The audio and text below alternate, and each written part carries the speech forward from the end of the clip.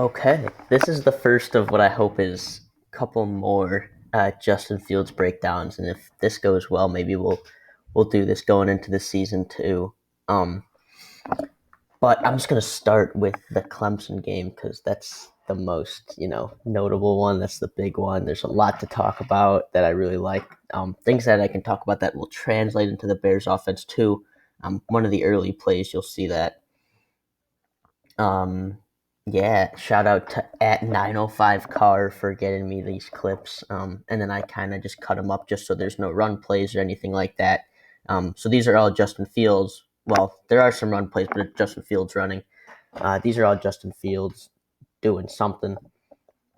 Um, so yeah, let's get into it with the first play. His first play. This is a third down play. They call it QB power to the left on third and two, I think it is. And also, just a note before I get into anything further, I'm not an expert. I'm nothing near an expert. I don't have much experience with this. This is probably one of my first times doing this, like actually recording it. I don't even know if I'm going to upload it. So if you're listening to this, means it got uploaded, which is pretty cool and pretty good. Um, but yeah, I get all my information and all of my knowledge from other people doing this. Um, for various different quarterbacks. But I am by no means an expert, so I'm gonna mess up a lot. I'm gonna say a lot of things that aren't true. Um, just go with it. Feel free to let me know in the comments if I do end up publishing this things I interpreted incorrectly. I'd always love to learn. But anyway, back to Fields. So yeah, this quarterback power, Fields can't do anything about it much. He ends up actually fumbling. I'm not sure if he was down, but yeah, Wyatt Davis got absolutely destroyed on that play. Not much you can do about it. Here's probably my favorite play, and this is a squeeze concept. So this guy is gonna come over here and sit. And then these guys are gonna come inside and sit here. Oh, and it's kind of sit like this. This guy will be more over like the middle of the field, like probably in this area. Um, but you're gonna see as this plays out.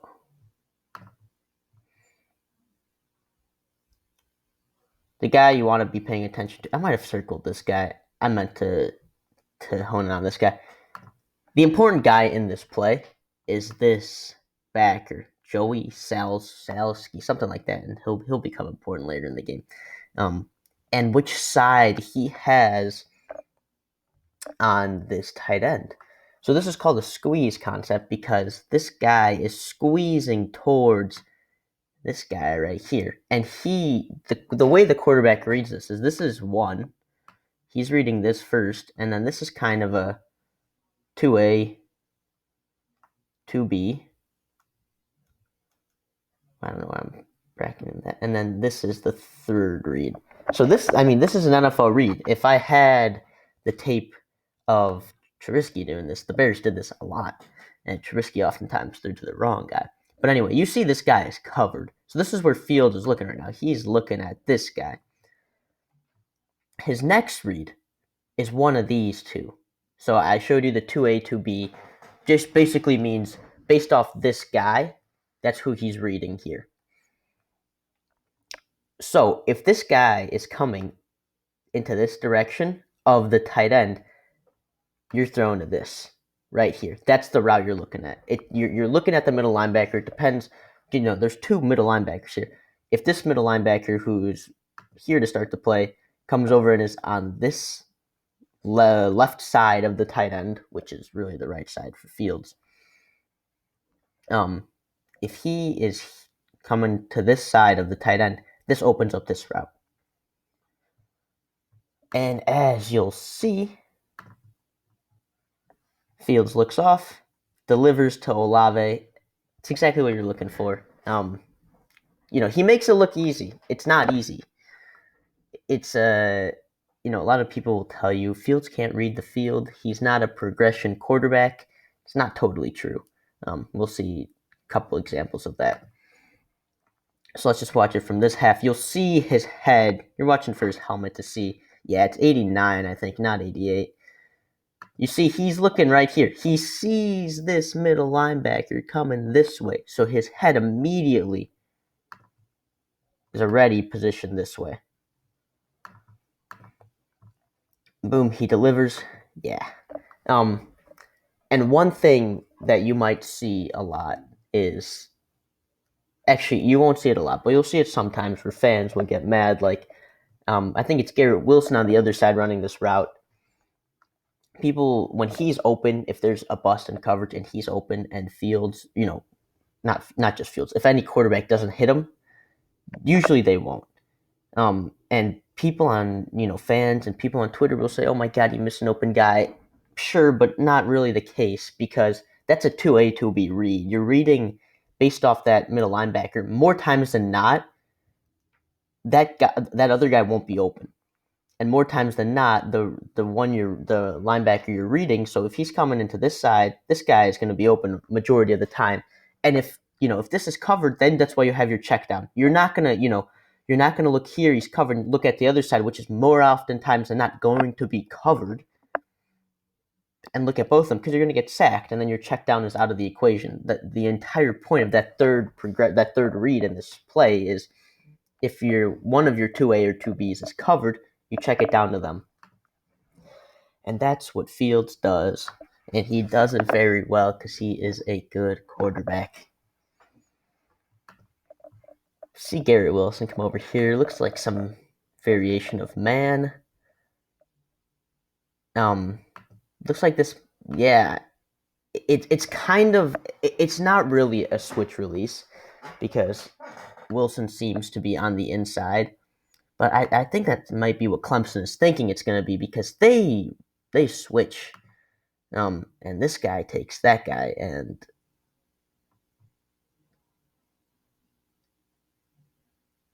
Fields has nobody open. So what does he do? Finds Trey Sermon. Yeah, this looks like a simple progression.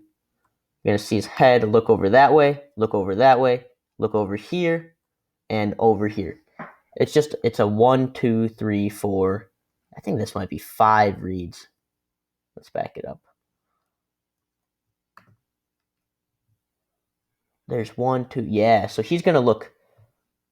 Here's your 1, your 2, your 3, your 4, and then this guy coming over here is your 5. He's just scanning in this direction.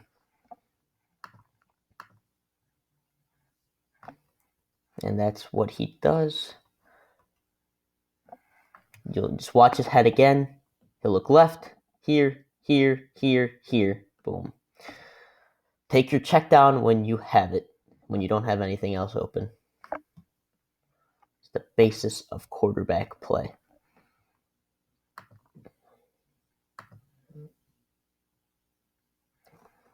One of the big things with Justin Fields is his ability to be a runner. And I mean, you see it right here. Let's see how he reads this, and also you want to look at the mesh. So look at how deep he gets into that mesh. I mean, that's a perfect mesh right there, and that sets up for that same option later in the game. He totally reads this guy. This guy is obviously level with the running back. That's kind of a bad arrow, but you get the point. And Fields is gonna take it. Got this hole. He's athletic enough to hopefully make this guy miss. He trips him up. Good play, but I mean, he is athletic enough to get past him. That's a good play by the defensive player. So it looks like Clemson here drops 6. And I need to back up. I need to show you. You need to see right here. Fields looks. We'll see it from the back, but it looks like he might have looked over here first and seen this is covered. And then he releases this football when Garrett Wilson's maybe got a step.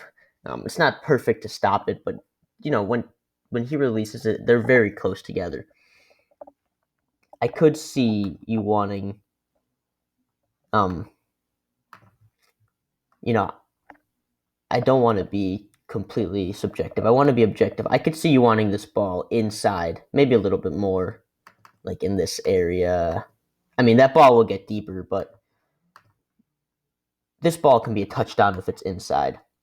What it ends up being is to the outside shoulder. This is still a completion.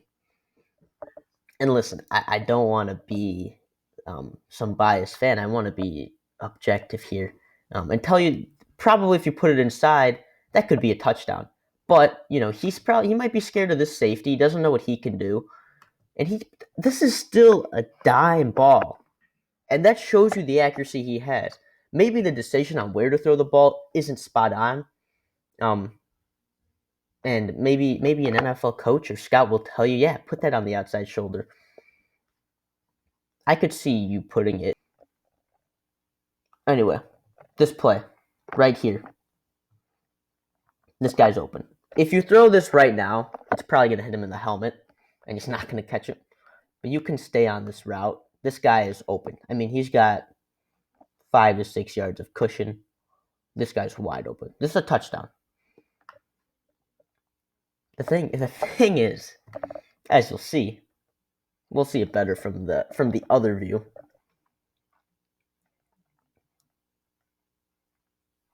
I mean, you probably just saw they scored a touchdown here. And even though this guy, I think it's 88 that ends up getting wide open. Let's see. Yeah, I mean, he's open, and you don't have him right now. You don't. You're going to hit him in the helmet. But if you wait a second, now he's open. Still. And maybe that ball, I haven't been looking much at his mechanics. One thing I will say about his mechanics are he does tend to have a problem dipping too low with the ball.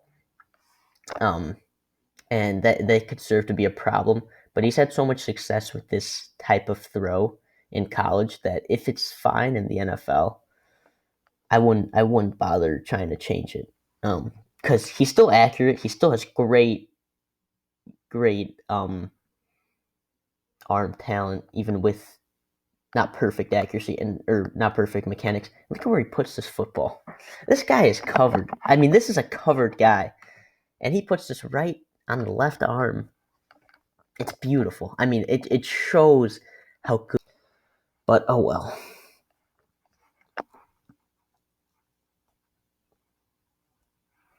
He rolls. This is one of my favorite plays that Ohio State runs in this game. He rolls not that deep, but he rolls over here. What this guy does at the line is he blocks and he releases into this area. Completely fools the defense. It's beautiful. I mean, it is just an awesome play call from Ryan Day. And look at the ball placement. Right there. I can't make it. There we go. Right there. If you put this football right here, you're now in danger of this guy coming and tackling you at the 10. Or if it's very underthrown, which I don't think it'd be a problem with this guy intercepting it, but you probably don't score a touchdown if this ball is placed on the other shoulder. So that's definitely good ball placement. It's a touchdown. It's a great concept. Ryan Day had an awesome day. No pun intended, but he had a very, very good day calling plays.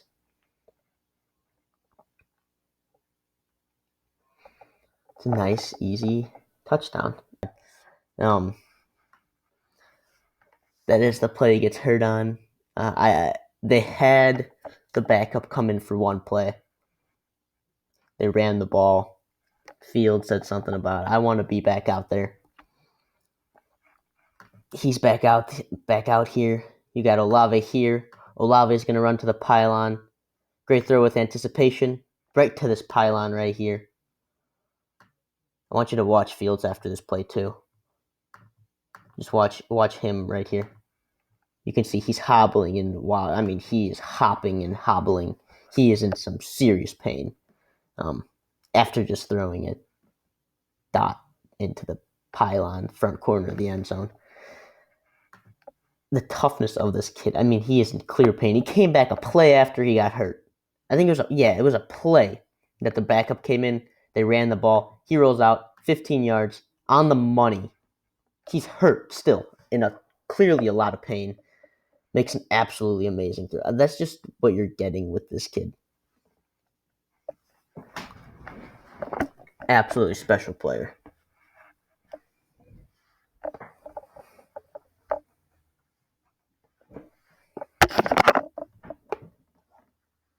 Here, he should step up into this pocket and run. What he ends up doing is taking he goes down, takes a sack. He still looks like he's in some pain. I don't know what his thought process is there. It might be like, I just can't run. Like, I mean, I'm going to get hit. And maybe he just point. It's 28-14 against Clemson. You're hurt. Look at this. It's not this throw, is it? No, it is this throw. Look at this window. This guy is on him. This guy is not too far off of him. You know, one thing I will say objectively is he can loft this to the back corner of the end zone. That might be a smarter play. Put some air under it, have your guy run under it. But regardless, he completes this ball in the tightest of windows. I mean, it is such a good throw. Speaks to his accuracy, his arm talent. He's not got a big window here. This guy is covered. This is the second time we've seen him hit a player in a very tight window. It's hard to see from that angle. Cameraman, not do a good job.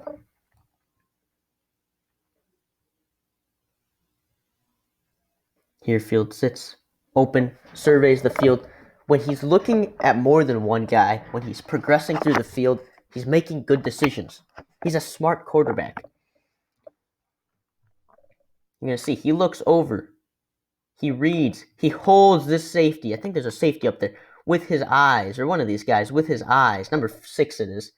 He holds him with his eyes so that Chris Olave can run into the open field. And here we are back in the red zone already. He pumps. This is not a good throw. He knows it. This is probably his only throw where I'm like, damn, what the fuck are you doing? In this entire game. And you know, quarterbacks are gonna have that. It's a little. I mean, he doesn't have much, but he's forcing this ball into triple coverage. He knows this is a bad throw. Everybody knows this is a stupid throw. I mean, quarterbacks are going to have those. This is a pretty similar play to the Chris Olave touchdown. See him again. Still injured. He's got him inside. He's got to put this ball well or he's got to make a good throw, because if this is underthrown, this guy can intercept it. He puts it on the money again. Another deep ball. I mentioned that earlier one that he missed not being that big of an issue because he made several. This is another one that he made. This is a dime ball, 50 yards. Steps up. Feet are great. And just throws a dime ball. You could say, I want it a little bit deeper in the end zone. Who cares? I mean, if you want to be perfectionist, sure.